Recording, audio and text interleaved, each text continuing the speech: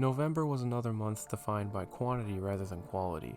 Between pay-per-views across the board and a couple of tag leagues, my match log ended up inflated to say the least. Nonetheless, there's still a handful of matches I wanted to discuss for this monthly series. If this is your first time coming across my channel, here are some terms and conditions as to how I go about doing this. First, it's obvious I will not have seen every single match to take place. Time and money are finite things, and I have some major blind spots compared to other channels, blogs, or podcasts. The great thing is, if there's something I haven't seen that you'd have, I'd love to hear your recommendations in the comments and continue the discussion. Second, favorite and best are different things, and my favorite matches may differ from, say, something critically acclaimed by the Wrestling Observer newsletter. It's not a top 10s or a hidden gems type thing either. My selection of matches is simply based on personal enjoyment rather than star ratings, cage match ratings, business metrics, etc. And last but not least, a spoiler warning for match finishes. By the numbers, I've watched 323 matches spanning 17 promotions. Here are a few of my favorites from November of 2023.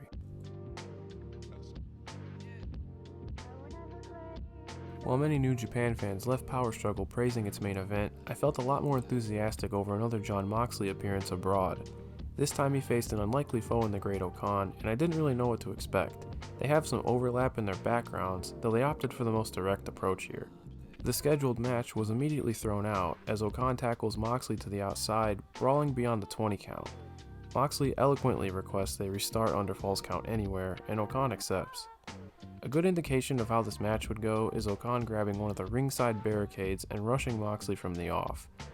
It opens what is a ridiculous 15-minute arena brawl filled with over-the-top violence and a stubborn energy throughout. Some of the wackier moments include Okan trucking Moxley into the seats with an industrial cart and rolling him up into floor mats. These not only provide great visuals but buy Moxley time to pull off one of his stronger blade jobs this year, in my opinion at least. You rarely see this kind of thing in New Japan, which really emphasizes the insanity on screen. Seeing the blood drop onto the light gray floor mats or cover Okan's wrist tape makes for strong imagery as well. Moxley answers by cutting off the Great Okan's braid as collateral. They make their way around the arena and back, throwing each other into barricades and throwing barricades into each other. There's very little downtime here. Even when exchanging pin attempts, they're running at each other at full speed. Mox does end up getting the better of Okan, knocking him down the arena bleachers before choking him out on the floor. This type of match is not new territory for someone like Jon Moxley, though I do think there's a charm to seeing it take place elsewhere.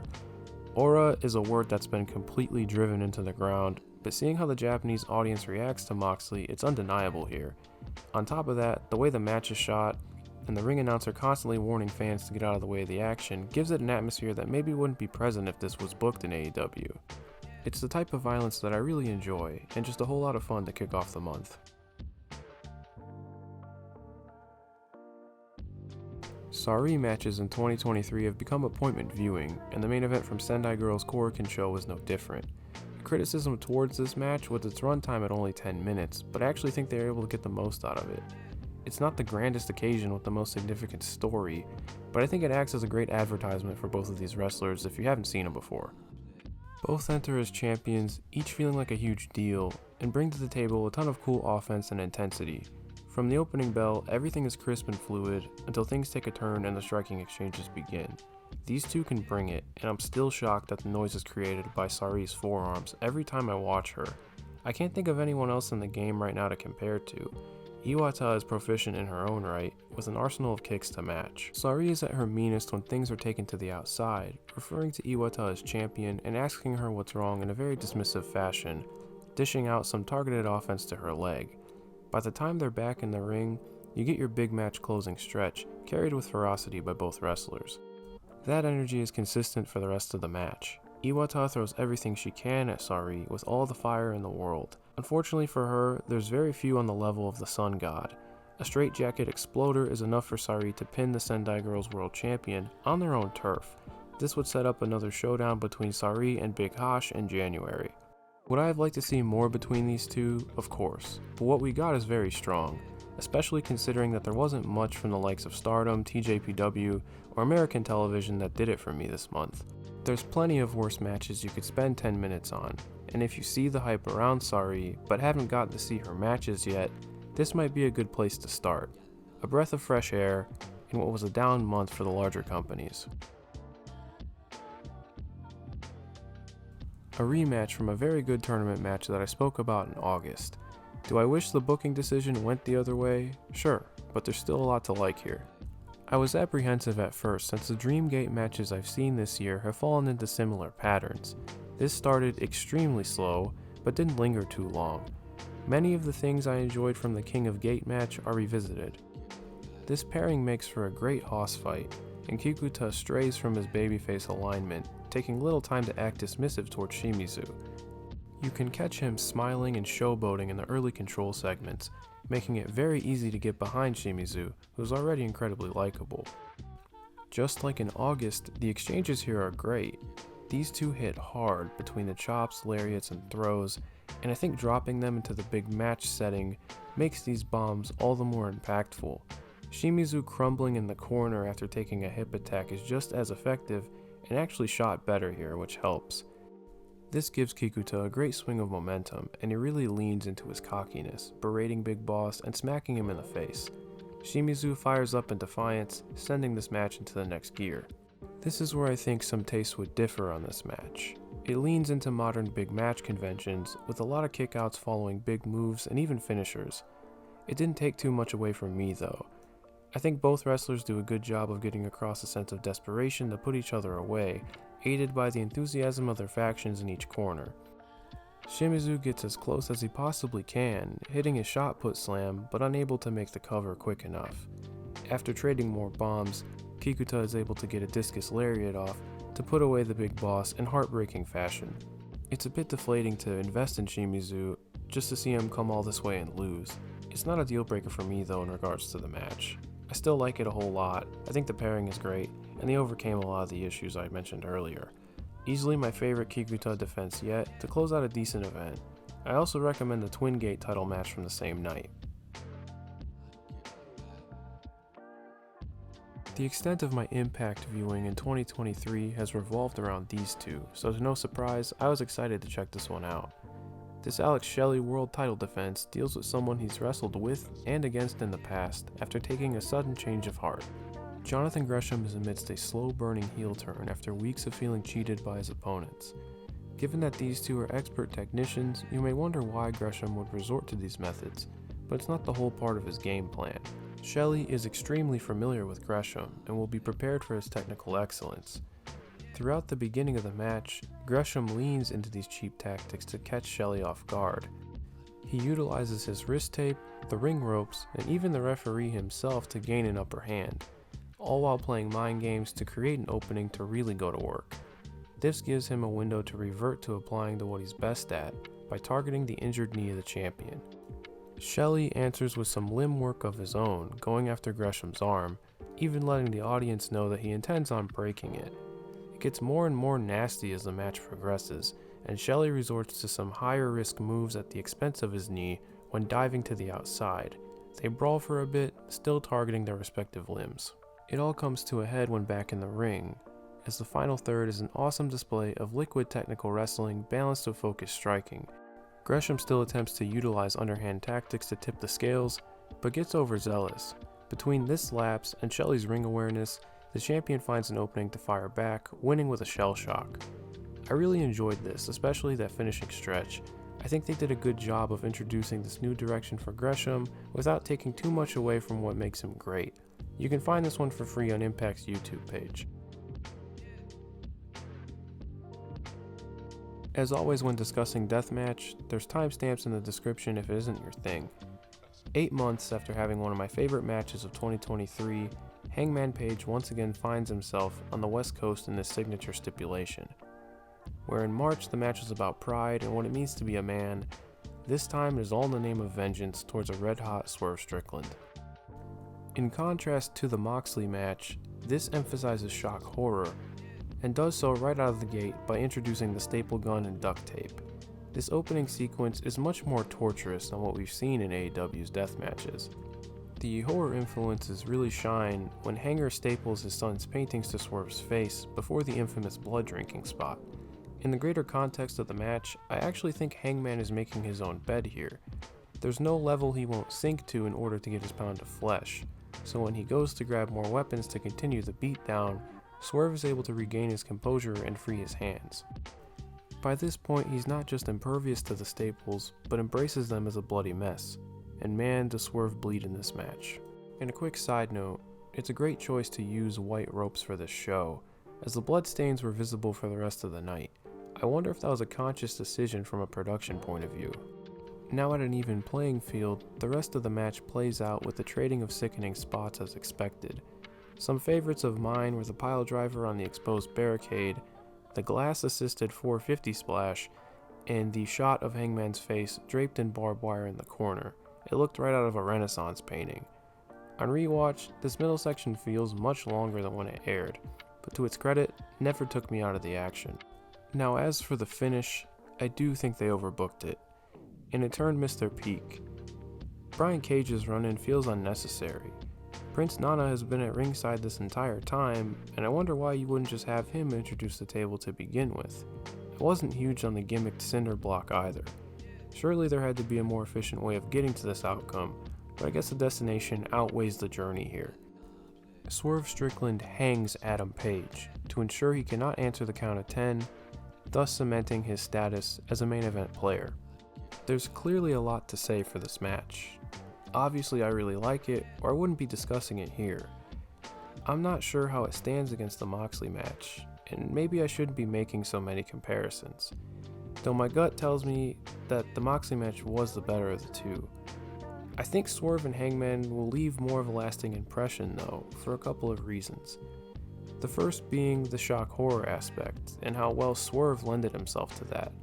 The shots of him pulling staples out of his chest with a smile on his face, or the fury in his eyes during the finish, are burned into my brain.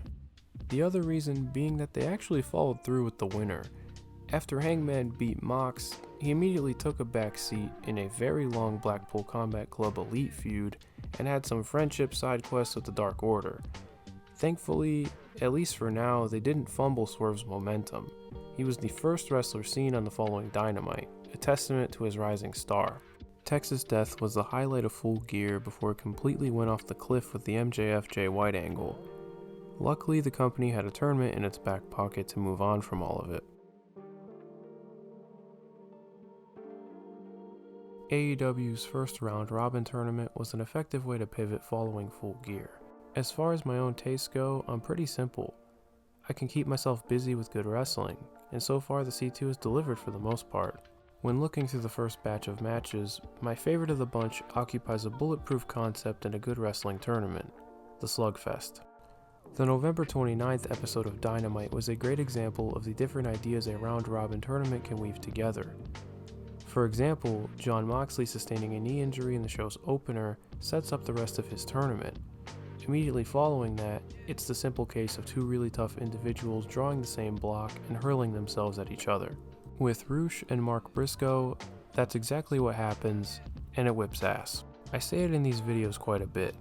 These types of things don't have to be complicated. It begins with the two teeing off on each other with some insane chops before taking it to the outside for some more brawling. Somewhere when exchanging bombs back in the ring, Roosh ends up hurting his leg. For his sake, I hope it isn't serious. I really appreciate Bryan Danielson's commentary pointing out that Roosh is forced to use Yave tactics to compensate for the injury. Both his and Taz's insight lend well to tournament wrestling and the more sports-oriented presentation many of us want. They're able to tie together an unfortunate instance with what is a really enjoyable match. It doesn't slow things down very much, as more throws and other big moves are incorporated. The gnarliest being an apron suplex from Roosh to Briscoe, which was his second bump to the floor after hitting a Cactus Jack elbow earlier. Roosh would work through his injury and win with a shotgun dropkick in the corner. At time of recording, we're really just starting to see all of the individual story threads develop for the likes of Moxley, Danielson, Eddie Kingston, and so on, but adding these type of matches to complement those stories makes for a more complete experience. I look forward to seeing what the finished product looks like by World's End, as AEW may actually have something of a signature season on their hands, and if not, at least we get a few weeks of good matches to close out the year. As always, here are some honorable mentions that weren't brought up in any of the previous entries. Athena vs. Mercedes Martinez from ROH November 2nd. Once again, Ring of Honor's strongest offering from the month comes from their face of the brand. Athena and Mercedes have been great together in the past, and this one is no different. Katsuhiko Nakajima vs Yuma Aoyagi from All Japan November 5th. A match I liked, but didn't agree with the perception around it as an all-time classic. Where I think it succeeds is establishing Nakajima as a major threat, setting up the massive rematch with Kento Miyahara on New Year's Eve. Stephanie Vaquer vs Mayu Iwatani from New Japan November 10th. With what little of Vaquer I've seen, I'm impressed every time I do see her wrestle. This was no different, and it was nice to see Mayu actually get to defend her championship. Hiromu Takahashi vs Kazuki Hirata from DDT November 12th. This won't appeal to pro wrestling sensibilities, but it's a great piece of nonsense in the best possible way. Grizzled Young Veterans vs the Workhorsemen from DPW November 12th. A very worthy follow-up to their match from last month, rooted in classic tag dynamics. DPW has a lot of cool things going on, and I'm glad I took the time to check them out in recent months. Chris Hero vs Timothy Thatcher from West Coast Pro November 17th. A match that I enjoyed quite a bit, but admittedly is a feud that I'm very new to. I really appreciate the effort from the promotion and Joseph Montecillo to contextualize the feud and occasion with the companion video that they released. That video, as well as the match itself, are free right here on YouTube. Kaito Kiyomiya and Ryohei Oiwa vs Bullet Club War Dogs from New Japan November 20th. New Japan's World Tag League hasn't exactly been required viewing, but this was a highlight that revisits Gabe Kidd and Kiyomiya's intense brawl from the G1. Yuma Anzai and Ryuki Honda vs Shuji Ishikawa and Ren Ayabe from All Japan November 23rd. Anzai once again shows how good he is at getting his ass kicked before mounting a comeback, and some incidental blood elevates things. All Japan's Tag League tour has had higher floors than ceilings, but very enjoyable nonetheless. And last but not least, Momo Watanabe vs Mika from Stardom November 28th. Two personal favorites fight for a shot at the vacated red belt in front of a very enthusiastic Korakuen. A good match, if not overshadowed by its importance of the company turning a new leaf, heading into Dream Queendom. And with this being the final video of the series to release in the calendar year, I figured this would be an appropriate time to talk about how the beginning of 2024 is shaping up for matches worth watching. Keep in mind, all plans are tentative. First, the December episode should drop early in the month as per usual, nothing new here. Immediately following that, the 2024 series will begin. After some deliberation, I've considered switching to a weekly series. Given that I take the time to watch hundreds of matches a month, and only talk about 5 or 6 on average, this would give me the opportunity to make more videos and talk about a lot more matches that normally would be left on the cutting floor or honorable mentions. If at any point it becomes too much to keep up with, or if life simply gets in the way, I'll tone it back or make some sort of adjustments. And finally, I will be participating in the Match of the Year discussion with a bonus episode. I don't have a set date for this at the moment, as I want to be thorough when revisiting all of my favorites. I'm also not huge on dropping year-end content before it's actually over, given that a handful of the promotions I follow have big shows booked around New Year's. Normally I've stayed away from rankings or list type videos, though I think something like Match of the Year is substantial enough to justify it. And really, I just think it'd make a nice end cap for the 2023 series. There's other things being discussed to expand the channel as well, so I'll drop an update on those if and when they come to be. And that is it from me. Thank you so much for your time and for hearing what I have to say, especially with this one running long. Be sure to do all the obligatory YouTube stuff by liking and subscribing, and you can find me on the app formerly known as Twitter at OuterStevan. I'll talk to you again next time with the final monthly episode of the 2023 series. Happy holidays, everyone.